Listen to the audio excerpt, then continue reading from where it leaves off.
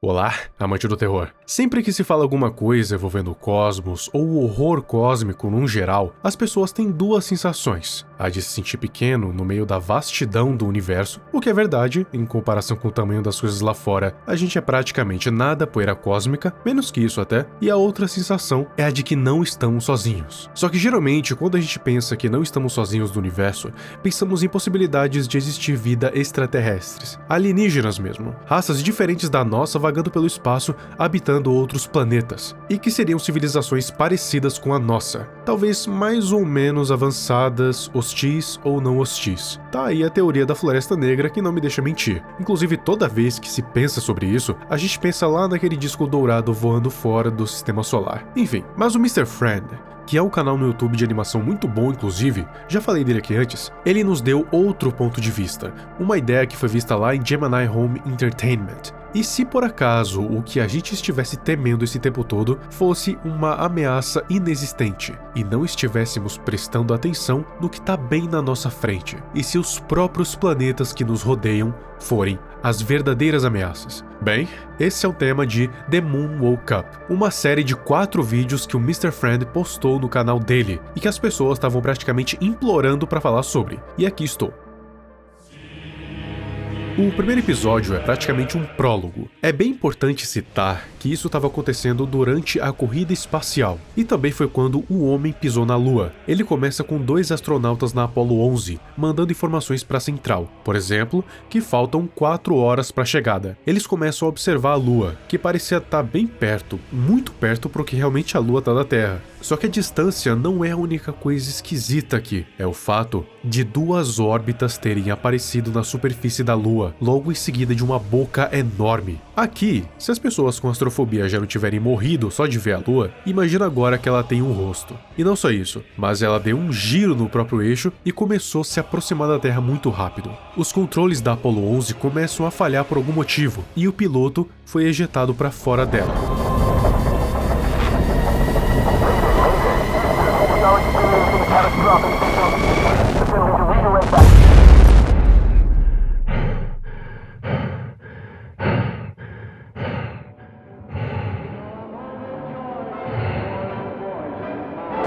Então a gente começa a ver do ponto de vista de uma estação espacial, e então a Lua simplesmente colide com a Terra, como se estivesse mordendo a crosta terrestre, e é incrível como que a essa velocidade ela não tenha destroçado a Terra inteira, considerando que a Lua está a quase 400 mil quilômetros de distância. Tudo bem que teve um corte, mas se a gente considerar que a Lua chegou na Terra no tempo do vídeo, ou seja, 2 minutos e 33 segundos, significa que a Lua estava mais ou menos em Mach 7.376, ou seja, 7.376 vezes a velocidade do som. Considerando que a massa da Lua é 7,35 vezes 10 elevado a 22 quilos, a explosão seria 4 trilhões de vezes mais poderosa que a Tsar Bomba. O que isso significa? Que a Terra seria vaporizada do sistema solar. Mas quem liga pra física numa hora dessas, né?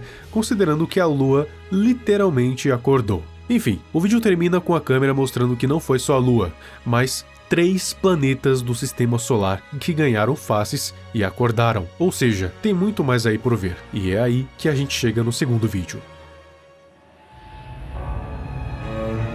Ele acontece um mês antes do evento cataclísmico, em 20 de junho de 1969. A gente tá na visão de um civil comum que tá andando por Nova York, quando ele encontra um cara dando uma palestra no meio da rua. Ele fala sobre sinais, que os escolhidos foram transformados, que o governo finge que nada tá acontecendo, e que os despertados vão chegar em breve. Mas do que ele tá falando exatamente? Bom, a gente meio que sabe que os despertados são aqueles planetas. Mas quem são os escolhidos? Essa pergunta é respondida logo na cena seguinte, quando a gente vai para o ponto de vista de um homem de Surrey, no Reino Unido. A mudança de sotaque, inclusive, é bem evidente. Michael, come on, let's go. Ali no canto tá dizendo que faltou 5 dias. 5 dias tanto pro decolar da Apollo 11 quanto pro despertar da Lua. Então ele pega as suas chaves e diz pra sua esposa e pro seu filho se apressarem, senão eles vão se atrasar pro compromisso. Só que nenhum deles parece estar escutando a sua voz. Então ele vai até o filho dele, que tá desenhando os planetas acordados, estranhamente. E quando o moleque vira pra ele, Michael, I have to tell you one more time. Pois é, parece que ele era um dos escolhidos, afinal. Então corta pra tribo Rimba. Eles estão adorando adivinha o quê? O rosto sorridente que tá estampado nos planetas. E é no exato momento em que a lua desperta. Reportagens só falam sobre isso. Então a gente vê finalmente onde que a lua caiu. Foi no Silício, na Itália. E justamente essa ilha foi o epicentro do desastre.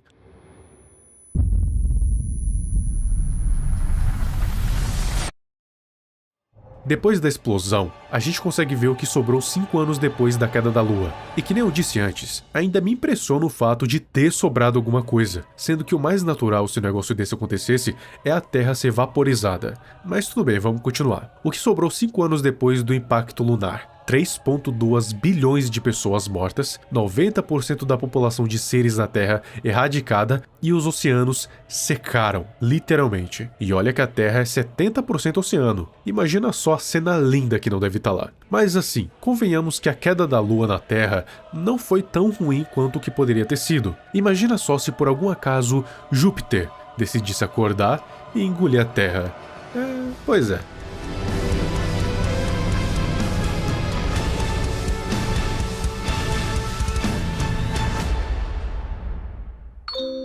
No episódio 3, 10 anos se passam desde o impacto da Lua, e por incrível que pareça, ainda existem sobreviventes. E como se já não fosse ruim o suficiente, Júpiter, Saturno e Urano acordaram também, igual à Lua. Só que tem uma diferença. Urano é 4 vezes maior que a Terra, Saturno é 9 e Júpiter é 1.321 vezes maior que a Terra. Então, todos eles não só colidiriam com a Terra, eles iriam engolir a Terra, especialmente Júpiter, que para eles seria tipo um petisquinho. Só que o mais confuso é que eles ainda não fizeram nada. A única coisa que eles fizeram até agora foi observar de longe, tipo, muito longe, papo de 9 milhões de quilômetros da Terra. Então eles resolveram enviar sondas especiais para esses planetas para ver de perto o que estava acontecendo. E o que aconteceu foi bem inesperado. Todos esses planetas têm luas, especialmente Júpiter, por causa do tamanho dele. Então, assim que as sondas chegaram perto dos planetas, elas foram imediatamente atacadas pelas luas, como se elas fossem tipo sentinelas. Então a missão de se aproximar foi totalmente um fracasso. Eles tentaram chegar em Júpiter e em Saturno, mas nem tentaram a sorte com Urano, porque provavelmente o resultado seria o mesmo. E eles não têm tantos recursos assim para desperdiçar, principalmente agora. Já não tinham na época de pré-colisão lunar. O vídeo finaliza com mais um dos tais escolhidos com face de lua, só que de fundo parece que tem uma outra criatura, ou seja, já não basta a Terra estar em ruínas, agora ela também foi invadida.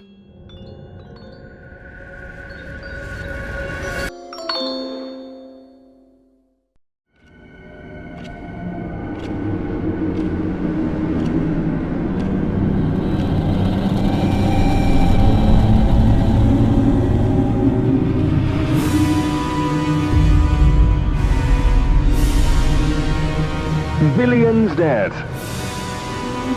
Millions starving. Agora é o último vídeo que foi postado recentemente, 2 dias da gravação desse vídeo aqui, o 4º episódio. No 4º episódio, uma coisa bem inusitada aconteceu. Simplesmente um novo tipo de organização paramilitar chamada Friend Industries foi criada com o objetivo de conseguir reestruturar a humanidade na Terra. Então eles fizeram várias instalações e inspeções pelo mundo. E se fosse pra adivinhar, eu diria que eles meio que são a maior potência do mundo agora. E sim, Friend é uma referência ao nome do canal, Mr. Friend, como adivinhou. É engraçado que do nada foi de puro horror cósmico pra um tipo de comédia distópica. Porque do nada eles metem um programa de repovoamento da Terra. E com repovoamento, você sabe do que eu tô falando, né? Sexo. E a cerejinha do bolo é a parte que fala que as aplicações estão cheias. Ou seja, um monte de gente se inscreveu para esse programa ao ponto de esgotar as vagas. E eu tenho certeza absoluta que foi puramente por intenções nobres. Eu acho que a humanidade ainda tem salvação, hein? Então corta para um grupo de soldados indo fazer uma operação de alguma coisa em algum lugar. Eles estão discutindo e dessa discussão a gente pode captar que aquelas pessoas que estão com a cara dos planetas aparentemente foram infectadas pela radiação que a Lua emite. Só que isso abre portas para algumas perguntas. Tipo, como é que o garoto do segundo vídeo estava daquele jeito? Será que a Lua já estava jogando radiação na Terra muito antes disso? E se é assim, por que não tem muito mais pessoas desse jeito? Principalmente os astronautas que estavam bem perto da Lua. Enfim, eles mal descem do carro e já são atacados por uma lua afectada, e o líder acaba morto. Não dá nem um tempo depois, e eles já foram atacados por aquela criatura que estava espreitando no episódio passado. E agora a gente consegue ver ela bem de perto. Se fosse para teorizar o que é esse negócio, eu diria que é um infectado em estado avançado. Ou seja, ele era uma pessoa e teve o corpo mutado por conta da radiação. Só que quando essa criatura estava prestes a devorar o cara, um portal enorme surgiu no espaço, e de dentro dele saiu uma mão que é literalmente maior que Júpiter, porque puxa o planeta para dentro do portal e some. E é assim que o vídeo acaba, com alguma coisa muito maior sequestrando o maior planeta do sistema solar.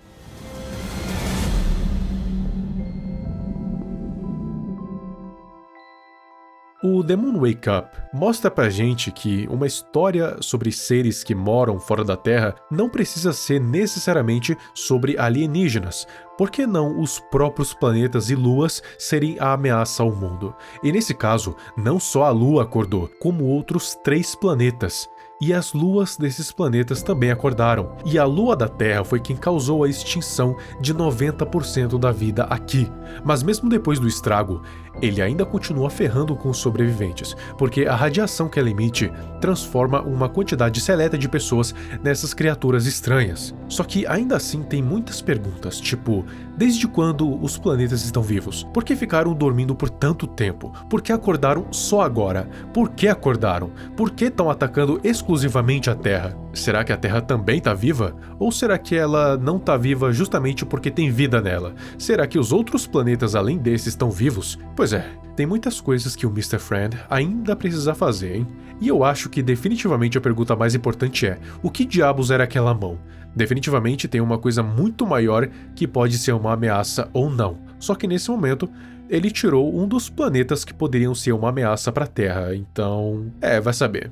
O que você achou? Diz aqui nos comentários. Muito obrigado a Becca e ao Mini Orichi por terem se tornado abençoados, e a Lady Kitsune por ter se tornado uma abençoada novamente. Se você quiser dar um apoio maior aqui pro canal, assine o membro Bênção do Emissário VQ ou Bênção de Niar Latotep. Os benefícios são ter prioridade de resposta aqui nos comentários, ter o nome aparecido no vídeo de todos os vídeos e ter acesso aos vídeos antecipadamente.